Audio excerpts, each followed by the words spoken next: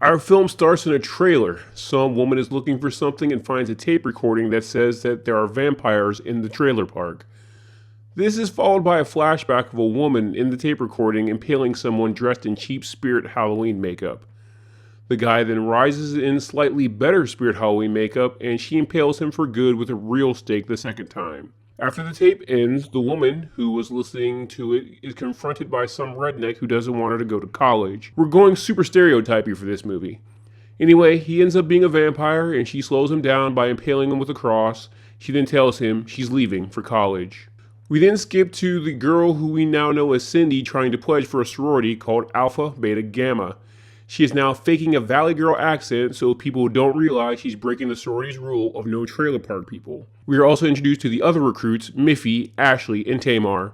They are then introduced to the sorority members Dee and Mary and are told they can't be around men and they will be subject to some type of competition where getting points can lead to getting in.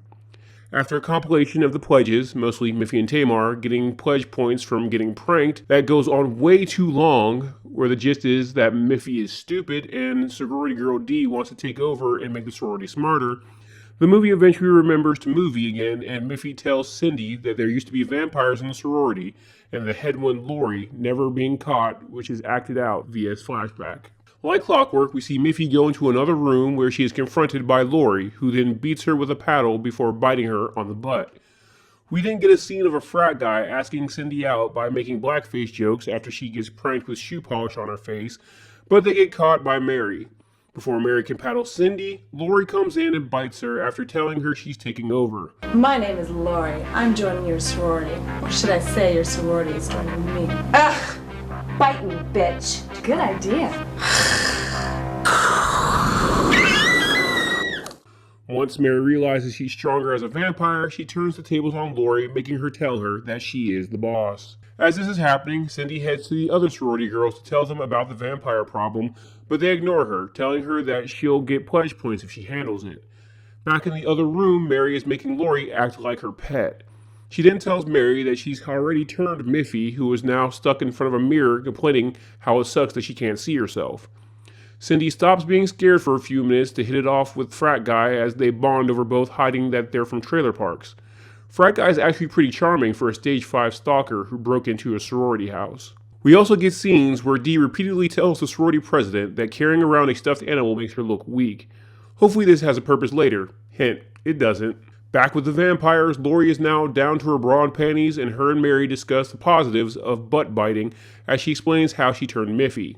She then sends Lori to secure the house.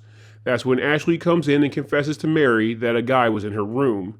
Mary puts her over her knee and spanks her 30 times. We know because we see every hit. When she then goes to bite Ashley, Ashley gets away. What are you doing? You crazy? Ashley then finds a very drunk Tamar and tries to tell her about the vampires, but that goes nowhere. Drunk Tamar's pretty funny though. She, much like me, seems to be confused on who is who in this film as she thought she was Ashley herself. Cindy heads back to the sorority girls and tells them she can't handle the vampire.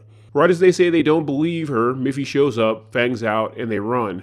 Miffy eventually catches up to the sorority president Denise, who prevents Miffy from biting her by giving her a story problem which distracts her. Denise then hides in the closet with Cindy where they debate on whether they should fight back or hide until morning. Mary, meanwhile, is in the living room with Lori and Muffy where she tries to give them a pep talk about taking over, but neither are really listening. She tells them to stay in the living room and wait for her to lure the other girls back to them, then attack. After she leaves, Frat Guy shows up, still looking for his pants. The vampire girls think he's cute, but before they can get to him, Dee shows up and he gets away. They then attack and bite Dee. Back in the closet, we find out Denise was also, as she refers to it, trailer trash and hiding it. Also, we find out that Miffy and Lori killed Dee instead of turning her, and then Miffy spills the beans to Mary that they let a frat guy get away. Mary punishes Miffy by filing down her fangs. We're then introduced to Bambi, who confronts Frat Guy, who is still looking for his pants and is now wearing a dress as his boxers are missing, which we now see are being worn by Tamar. Anyway, don't get too attached to Bambi, she's never seen again after this scene. Speaking of Tamar, Ashley tries to remind her about the vampire thing, which she doesn't believe.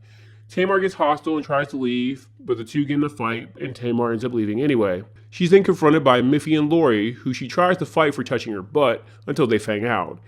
She takes off, and the two vampires argue about who's going to get her. Tamar then goes to the secret studio room of the house where she tries to record a rescue video, but it comes off looking more like a dating video, if you remember what those were. Back in the living room, Miffy is having a crisis trying to figure out how many calories might be in blood. Denise crawls in to attempt to use the phone, but it doesn't work. Denise and Cindy then head to the room that Ashley's holed up in and convinces her to let them in by showing that they're eating garlic potato chips. When Denise suggests going out the window, we see Mary outside waiting for them.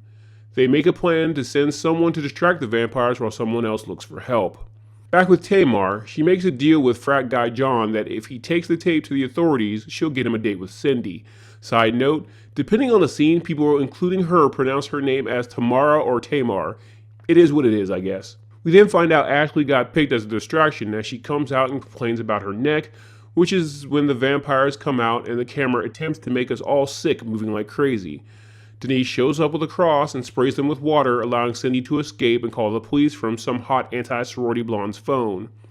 Denise and Ashley then head back to their room, but Miffy is there waiting for Ashley and bites her. At the front gate, Cindy meets a cop named Lieutenant Johnson. This leads to Cindy and Johnson arguing, and somehow Cindy convincing Johnson that not believing her about the vampires is classism against trailer people. I'm thinking the creators of this movie had to have grown up in a trailer park and have issues because of it, since it gets brought up a lot and feels super out of place, even for a deep cut video rental title like this one. Anyway, she talks them into going inside where they're met by Miffy and Mary. Mary tries to play it as Cindy is talking crazy, but Miffy has no issue showing the cop her fangs and is too dumb to understand Mary is trying to get her to lie about not really being vampires. Miffy eventually bites Lieutenant Johnson when he tries to see if her fangs are real, followed by the other girls all surrounding Cindy. Ashley tries to jump in to save Cindy, but gets bitten by Mary. They all then gather, including the newly vamped Ashley and Lieutenant Johnson, to come after Cindy before John comes in with a bowling ball, knocking all of them down, leading the two to escape. Cindy then heads to a parapsychologist's office who has to explain to her that he doesn't study fruit. She tells him about the vampire situation, but states she doesn't know what happened to Tamar. That's when we see Tamar still in the video room where she accidentally admits on camera that she won a trailer park beauty contest before. She realizes her error and wants to erase it, but decides to go to the bathroom first where she's bitten by Ashley. Back with Cindy, the parapsychologist informs her that most of the students in the university are vampires. He then reveals he's a vampire, but she knees him in the nuts and runs off before he can bite her. The film ends with John and Cindy back at the trailer park, now with really exaggerated southern accents, talking about chili, making fart sounds, and hoping that vampires don't come to their park, while a news report talks about how test scores at the college have gotten higher, showing that Dee eventually got her wish.